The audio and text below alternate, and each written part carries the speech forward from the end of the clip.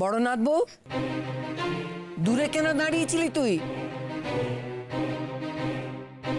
আমার দাদু ভাইকে আমার কোলে বসিয়ে দে।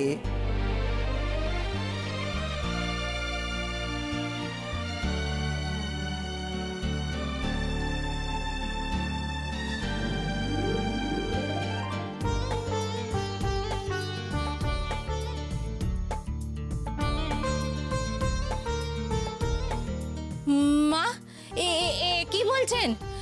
দাদু ভাইকে? হঠাৎ দাদু ভাই কোত্থেকে এলো ঠাম্মা? কে দাদু ভাই? কেন, এ ঘরে তো আমার একটাই দাদু ভাই আছে ঈশানী। বড়নাথ বউয়ের কোল আলো করে যে ছেলে এসেছে।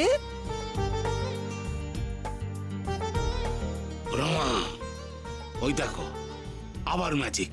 আচ্ছা মা এত কথা বুঝলো কি করে? ঠাম্মা তুমি না খুব খুব খুব খুব খুব ভালো। দেখছি তোমরা সবাই দেখেছো আমার ঠাম্মা কত ভালো, ভাইকে আদর করবে। মাম্মা তুমি কি ভাবছো বলো তো? ভাইকে ঠাম্মামে কোলে বসিয়ে দাও না। হ্যাঁ রে বড়নাথ বউ, তোর কানের অবস্থা কি আমার মতো হলো? আমার দাদু ভাইকে আমার কোলে বসিয়ে দে। আমাকে বড় ঠাম্মাম বলবে তোর ছেলে।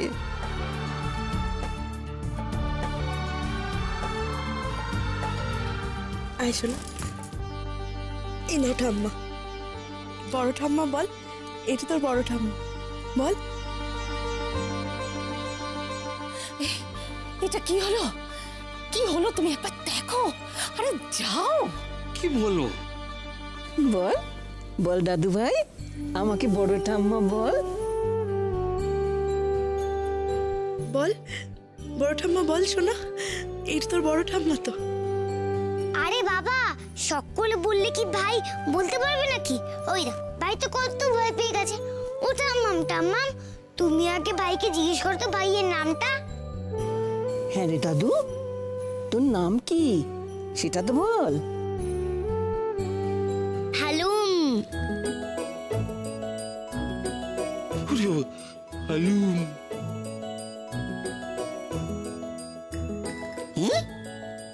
কি বললি তুই? হালু।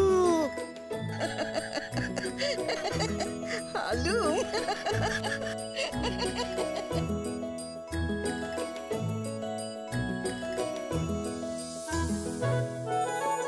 হালুম বলছিস কেন? আমি তোর নাম জিজ্ঞাসা করছি। নামই তো বলছে, কোন নামই তো বলছে। ওর নাম তো হালুম। ওর নাম হালুম। আমি যখন চিড়িয়াখানায় গেছিলাম তখন আমার মা বলতো, এই দেখ ভুতু, এটা হচ্ছে বাঘ। বলতো বাঘ কিভাবে ডাকে? হালুম করে। বাহ, তাহলে তো আমার দাদু ভাই বাঘের মতো ডাকতে পারে, হালুম করে। আমি এই সব কিছু বন্ধ করতে পারি, কিন্তু একটা শর্তে। তোমাকে আর দুর্গাকে আমাকে ছুঁয়ে কথা দিতে হবে, এর সাথে তোমরা কোনো যোগাযোগ আর রাখবে না। শোনো, আমরা এখনো তোমার মতন এতটা পাথর হয়ে যায়নি।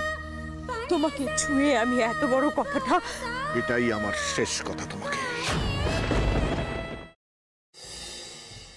দাদা ভাই, পুতুলটা না দিয়ে এসেছি। আস্তে। একেবারে বজরংবলী আন্টির হাতে দিয়েছো তো? না, আমরা তো দরজা দিয়ে গড়িয়ে দিয়েছি। ঘরে তো ঠাম্মু ছিল, তাই ঢুকতে পারিনি। মা ঘরে ছিল? এ বাবা, যদি মার হাতে পড়ে তাহলে তো মুশকিল। ওনার কোনো সর্দারজির সাথে পরিচয় ছিল? সর্দারজি? না। ঠিক আছে, আমি তাও বলবো আপনারা একটু ঠান্ডা মাথায় ভাবুন। আসলে আমার জানাটা খুব দরকার। আমি তাহলে আসি, কিছু মনে পড়লে আমাকে অবশ্যই জানাবেন। আচ্ছা।